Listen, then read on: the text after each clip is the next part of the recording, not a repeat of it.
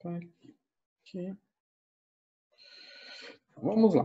Vamos continuando aqui. Então, no intervalo, vocês tinham que fazer algumas especulações, né, sobre os ângulos internos aqui, né, criar as hipóteses de vocês a respeito dos ângulos internos, né? Como eu vou trazer daqui para cá. Então, vamos ver o seguinte, vamos avaliar o seguinte, né? Bom, o que acontece? A primeira coisa que eu fiz aqui foi traçar uma reta paralela, né? Quando eu tracei essa paralela aqui, ela vai me ajudar a descrever esses ângulos, né? Vamos ver. Primeiramente, quanto vale o ângulo em rosa? Bom, eu sei, a soma dos ângulos internos de um triângulo é 180 graus. Ou seja, se eu somar o 30 com 60 com o ângulo rosa, tem que dar 180. Então, se eu tenho 30 mais 60, dá 90. O que falta para 180? 90. 90 graus. O ângulo vermelho mede quanto? Bom, o ângulo vermelho, né, ele vai medir 60 graus. Tá? Esse mesmo ângulo aqui. O ângulo azul, ele vai medir 30 graus. Ok. Vamos fazer também uma outra situação, vamos demarcar nesse triângulo aqui, nesse esquema aqui, o seguinte também. Esse meu vetor aqui, ele é o I, né? Deixa eu fazer uma coisa aqui, botar uma. Esse aqui é o meu I, né? Eu vou botar ali do outro, esse aqui vai ser o U, certo? Tá. Então, quando eu tenho esse esquema aqui, o que eu já sei? Qual é o ângulo entre o U e o T? O ângulo rosa é um ângulo de 90 graus. Vamos ver. E o ângulo entre o U e o U e o T, 90 graus. O que eu sei desse ângulo de 90? Aqui ele não está dentro. Eu sei desse ângulo de 90, né? Eu posso trazer que esse ângulo aqui, de forma geral, ele vem para cá. Porque essa reta aqui, ela é paralela ao U, né? Então, esse ângulo aqui, esse ângulo aqui. Então, se aqui é 90, eu subtraio 180, ou melhor, 180 menos 90, dá 90, né? Ou seja, se eu pegar esse ângulo com esse ângulo, 90 graus, dá 180 graus, tá? Então, esse ângulo aqui, 90, exatamente esse ângulo aqui, né? Esse ângulo aqui, esse é 90, 90. Se eu faço, se esse aqui é 180 menos, é o que falta para completar 180, então 180 menos 90 dá 90 graus. Então, eu sei que esse ângulo aqui mede 90 graus. Agora eu pego esse ângulo aqui, né? Esse ângulo aqui é um ângulo de 60 graus, certo? Então tá, então esse é o ângulo de 60. Ele está aqui, certo? Então e depois, consequentemente, esse ângulo aqui, né, vai ser o ângulo de 30 graus. Vamos botar a cor aqui nele. Vou botar a outra corzinha aqui. Então, agora vamos lá. Como é que vai, como vai funcionar aqui? Onde é que está o ângulo de 60 e onde é que está o ângulo de 30, né? Dá para ver claramente onde é que está que o ângulo de 60 está aqui. Né? Ou seja, ele fecha, né, aqui. E o ângulo de 30, ele fecha aqui. E aí vem a pergunta, tá, mas como assim? Né? Primeiro, vendo aqui, né? Essa soma aqui, né, ela vai fechar o que falta, né? Se eu olhar esse ângulo azul com o ângulo vermelho, né? Esse ângulo azul com o ângulo vermelho, ele fecha, é o que sobe, é o que falta para fechar 180 graus, né? É o que está aqui. Então, quando eu olho para cá, tanto esse vermelho quanto esse azul, né? A soma deles, isso é o que falta para fechar 180 graus. Aqui, então, quando a gente vê aqui, né, pelo desenho que foi posto, né, os ângulos que nós temos aqui, a gente faz completa eles. Bom, completado aqui, o que eu sei? Que aqui é 60. Volta, vai aqui. Aqui é 60. E aqui também é 60. Tá? E aqui, os 30. Vou botar de... E aqui está o 30, né? Que é esse aqui. Certo? E aí fechou, então, o 30, 90 e 60. Tá? Então, fechando o 30, 90 e 60 aqui, obviamente aqui dentro vai ter que fechar o 30, 90 e 60. Tá? Ok. Aqui. Bom, então vamos lá.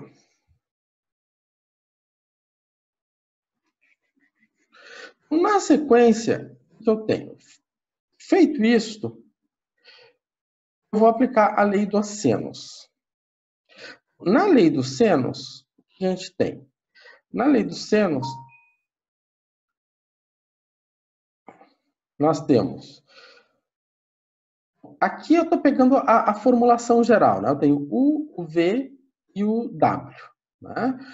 Eu tenho o U, V e o W. Então, o que a lei do seno mostra para nós? Eu estou relacionando em cada uma das frações, por exemplo, nessa fração eu tenho o W com o seno de gama. Aqui está o W e aqui está o gama. Qual a relação entre o W e o gama? Eles são opostos. Se eu pegar o U relacionado com o alfa, aqui está o U. Onde é que está o alfa? O alfa está oposto. Se eu pegar o V, né? O V está relacionado com o beta. Então, o V está relacionado com o beta. Eles são o quê? Opostos. Tá? Então, o V com o beta, o U com o gama e o alfa com o U. Tá? Então, se nós temos esse triângulo aqui, né? E a gente sabe que essa medida aqui é de 90. Essa é de 30. E essa é de 60. O que acontece? Né? O que vai acontecer? Eu vou obter o seguinte. O módulo de W vai estar sobre o seno de 90. O módulo de T vai estar sobre o seno de 60. O módulo de U vai estar sobre o seno de 30. Certo? Então tá aqui. Apliquei a mesma regra. Por quê? Por que o W está com 90? Porque é o oposto. Por que o U está com seno de 30? O 30 é o oposto. Por que o T está com 60? Porque é o oposto. Seguiu a mesma regra. E como é que eu resolvo agora isso aqui? Eu tenho duas igualdades, duas frações. Né? Muito simples, gente. Eu pego aos pares. Primeiro essas duas, E depois eu posso pegar, né? Eu posso pegar esta, ou depois posso pegar esta. Tanto faz. Eu posso pegar o W com o U, ou o W com o T, enfim. O que nós temos que levar em consideração aqui? O que é conhecido? O que é conhecido? O U é conhecido. O T é conhecido. É conhecido? Não, né? O que é conhecido aqui? O que eu sei? Você sabe apenas o W. O módulo de W é 200. Né? O módulo de W é 200. Lá em cálculo numérico, eu propus uma atividade. Lá eu pedia para, em cada um dos problemas, eles tinham que determinar, antes de qualquer coisa, qual era o objetivo do problema. Aqui é uma questão interessante. Quando a gente olha para cá, antes de tudo, chegamos até aqui. Né? Se perguntar qual é o objetivo do problema. Voltar lá no começo do problema e ver qual é o objetivo do problema. O objetivo do problema é determinar o módulo de U e o módulo de T. O que se conhece? Se conhece isso aqui. Conhece o W. Né? Nosso objetivo é o U e o T. Eu conheço o W. Né? Então, eu posso fazer essa razão entre o W e o U, porque eu só vou ter uma incógnita. Então, vai ficar isso aqui. Seno de 90 é 1 e o seno de 30 é 1 meio. Né? Dessa maneira, fazendo as contas, né, eu vou ficar com U 1 vezes módulo de U e 1 meio vezes 20. Né? Por outro lado, eu posso pegar o que eu conheço com o T. Poderia ter pego o U e o T? Também poderia. Né? Eu já conheço o U. Mas eu tenho que sempre pegar nessa relação, né, uma igualdade onde me sobra apenas uma incógnita. Né? Nesse caso aqui, eu peguei o W e o U. Eu poderia ter pego inicialmente o W e o T, mas eu nunca poderia ter pego o U e o T, porque eu não conheço, não sei quem é o U, não sei quem é o T, eu só sei quem é o W. Né? Isso é uma questão lógica, né? Eu acredito que na hora não tem problema em relação a isso.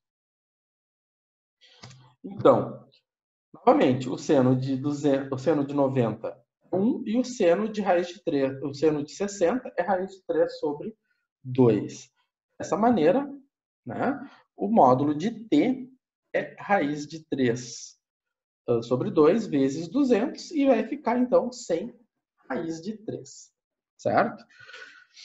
Então, aí nós descobrimos, então, qual é a carga, né, a tensão que é exercida, né, sobre essas, no caso eram cordas, né, esses cabos. Bom, então tá. Então aí nós temos então um exemplo usando a lei do seno. Agora umas definições importantes. Uma delas é a definição de vetores coplanares. Isso vai surgir mais adiante na nossa disciplina, né? São vetores que estão no mesmo plano. Né? Aqui eu tenho um plano. Geralmente se nomeia um plano com letra grega, né? Por exemplo, eu chamei o plano π.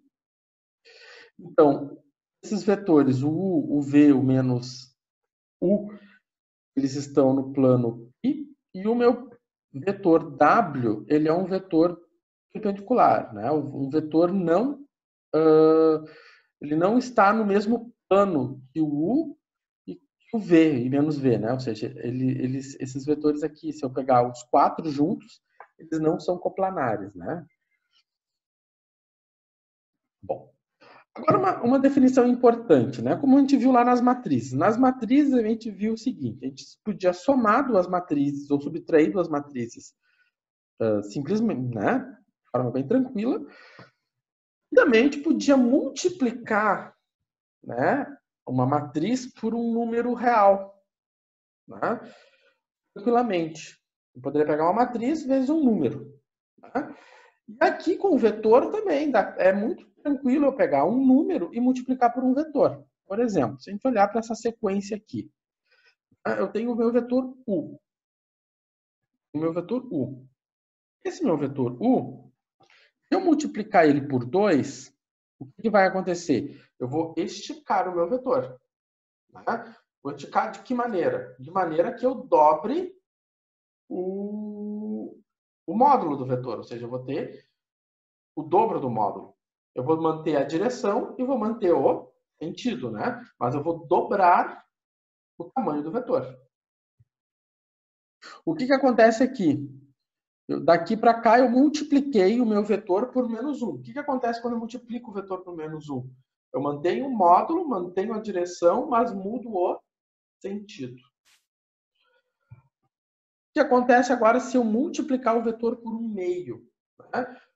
1 meio, eu vou manter a direção, vou manter o sentido, mas o que vai acontecer com o módulo? Eu vou reduzir o módulo, pela metade, né? E se eu multiplicar por raiz de 2? Bom, eu vou pegar o módulo do vetor e vou multiplicar ele por raiz de 2, né? Simples assim, então. Né? Então, se o A é um número real, por exemplo, se o A for 0, o que vai acontecer? Eu multiplico o A por 0. Se eu multiplico o A por 0, eu vou desaparecer com o vetor, né? Eu quero desaparecer com o vetor e multiplico ele por 0. Se o A é diferente de 0, né?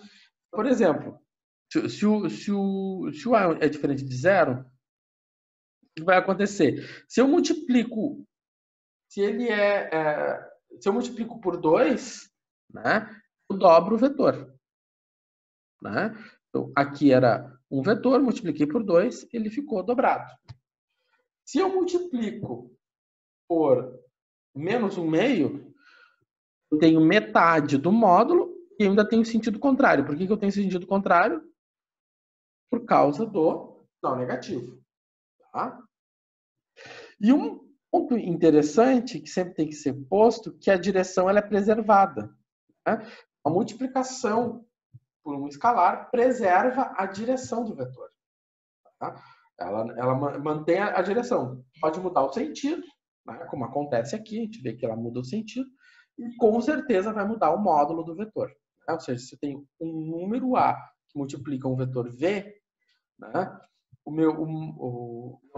Vai fazer um módulo disso, né?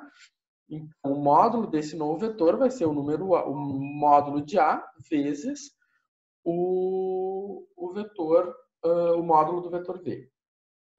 Bom, então tá. O que acontece agora? Vou fazer alguns exercícios com isso. Então, por exemplo, eu tenho aqui agora o meu vetor U, o meu vetor V e o meu vetor W.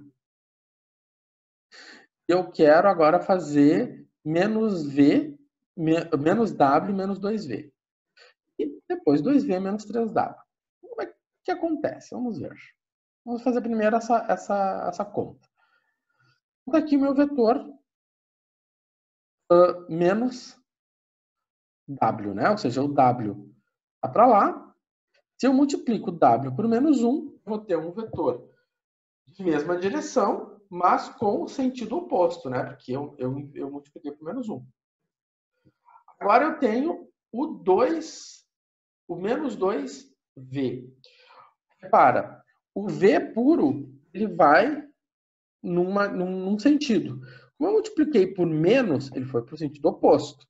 Mas como eu multipliquei por menos 2, eu vou dobrar o tamanho do módulo. Então, esse vetor rosa aqui, ele é o dobro do tamanho desse vetor. Tá? Então, é menos 2V. Dessa maneira, regra do paralelogramo, e é feita, então, a soma. Tá? Então, tá ali. Agora, 2V menos 3W. Então, 2V, aqui, ou seja, eu multiplico o V por 2, né? Estico ele, mantém a mesma direção e o mesmo sentido. O 3W, né? O que acontece aqui? Por que o 3W, né? Menos 3W? Porque o W está para cá. Se eu multiplico ele por 3, eu vou ficar com 3 vetores W na direção do W. Mas como é menos 3, eu vou ficar com 3W na direção oposta do W. Então, ficou menos 3W, esse vetor azul aqui. Regra do paralelogramo. Então, o nosso vetor final, 2V menos 3W. Não tem mistério, gente. É só tomar cuidado, né? E ter que aumentar ou diminuir o vetor. Bom, vamos ver o seguinte. Então, sejam os vetores U e V, faz que o módulo de U é 5 e o módulo de V é 4, e o ângulo entre U e V é 70 graus. Tá? Conforme aqui está o nosso desenho. Está aqui o meu V, aqui está meu U, né? E o ângulo entre eles é esse. Então, ele pede para determinar 2U menos 3V. Então, primeiramente, se eu tenho aqui o meu IV, o que acontece aqui? Primeiro, se eu olhar para cá, né? Aqui está, né, o meu V. Tá? Então, aqui está o meu V. Aqui está o V. Aqui está o U. Então, o que aconteceu? Eu multipliquei o V por menos 3. Então, repara que ele mudou o sentido dele era para lá.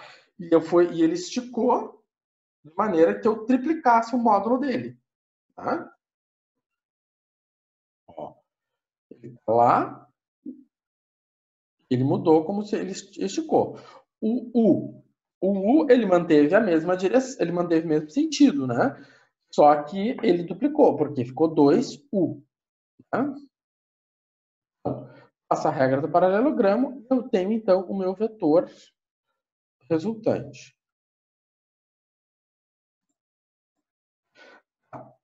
Agora vem a seguinte situação. Se eu tenho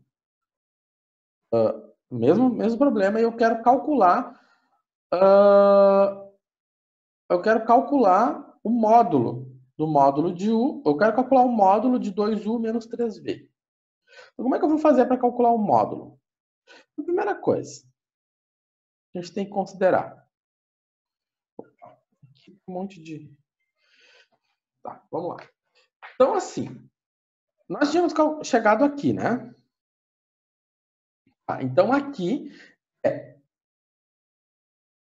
3V menos 3V. E aqui é 2U. Tá? Então, o ângulo entre U e V era 70 graus. Né? O ângulo entre U e o V era de 70 graus. Era o θ. Certo? Aqui está o meu V e aqui está o U. Como eu tenho menos V, tá? Eu vou estar agora considerando esse ângulo entre o U e o menos V. Que vai ser esse ângulo aqui. Tá? Vamos ver qual é o esquema que eu desenhei aqui. Esse ângulo aqui, esse θ, esse ângulo aqui. Né? Esse ângulo θ aqui. Esse ângulo é esse ângulo aqui. Tá? Então, se eu tenho, nesse meu esquema de triângulo retângulo aqui, se eu tenho aqui o menos 3V, eu pego o módulo de menos 3V. Quanto é que vai ser o módulo de menos 3V? O módulo de menos 3V vai ficar 3 vezes módulo de V, ou seja, o módulo de menos 3 é 3. Vai ficar 3 módulos de V. O módulo de V é 4. Então, por isso que ficou 12. O módulo de U é 5. Né? Então, o módulo de 2 é 2. Então, 2 vezes 5, 10. Aqui nós temos o nosso triângulo bem feitinho, né? Porque agora, esse meu lado marcado em vermelho corresponde então ao módulo de 2u menos 3v. Então, pela lei dos cossenos, o que nós vamos ter? Esse módulo vai ser quem? Vamos olhar para a lei dos cossenos. O que acontece? O ângulo oposto a esse lado é este aqui, né? Então, a lei dos cossenos, eu sei o seguinte: o oposto a esse lado, né? O lado 2u menos 3v, é os 70 graus. Né? E os outros lados são o 10 e o 12. Então vai ficar 10 ao quadrado, 12 ao quadrado, menos 2 vezes 10 vezes 12, né? Se a gente for lá na forma. E aí, então, fazendo a conta, né, eu vou ficar com esse número aqui, né? Eu vou ficar com a raiz quadrada de 161. Deixa eu só ver aqui quanto é que vai ficar essa conta, né? Vou pegar aqui na minha calculadora mágica. SQRT de 161. Era 161,91. Vou fazer bem simples. Eu fiz 161,91 só. Deu aproximadamente 12,72, né? Então, 12,72. Tá. Ah, já estava marcado ali. Então, fiz na calculadora, deu 12,72. Agora, se eu for fazer agora o 2u mais 3v. Então, vou fazer o 2u mais 3v, o que acontece?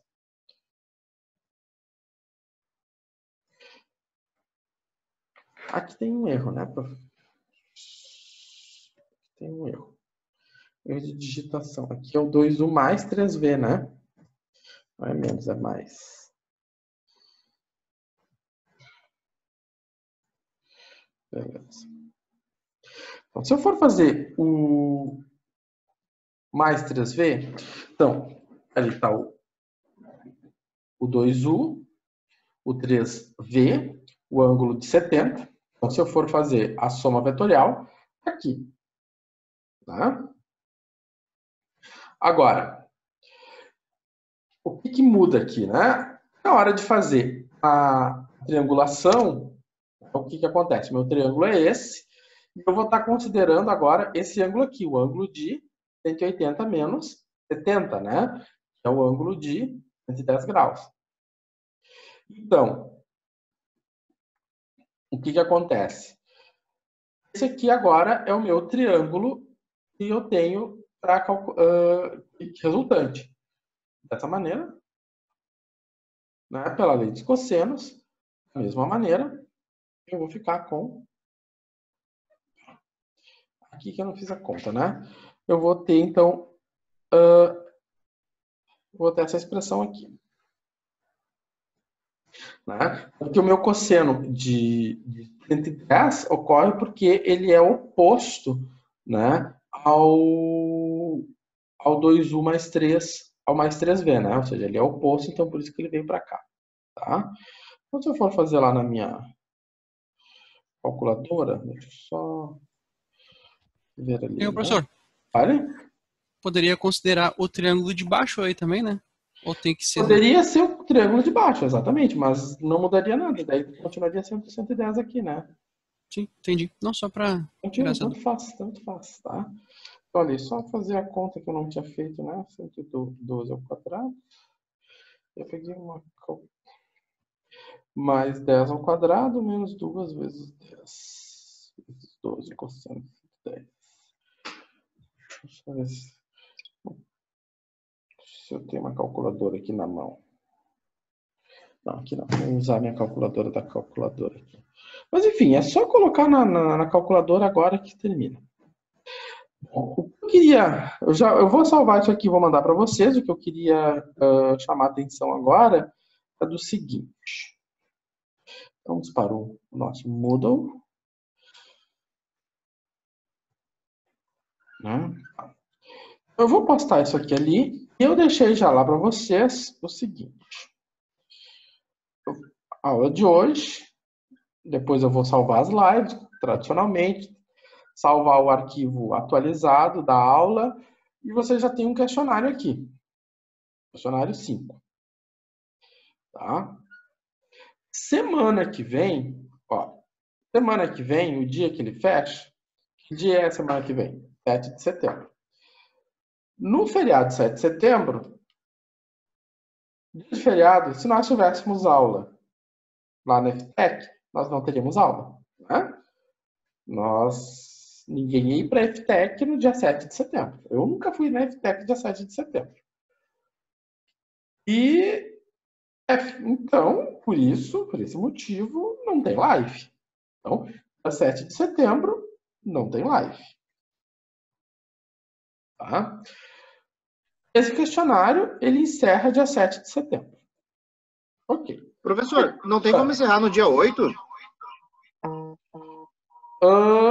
Posso encerrar dia 8. Ele encerra dia 7 às 23h59, né? Mas se quiser, eu ponho até dia 8, 23h59. Tá, obrigado. Tá.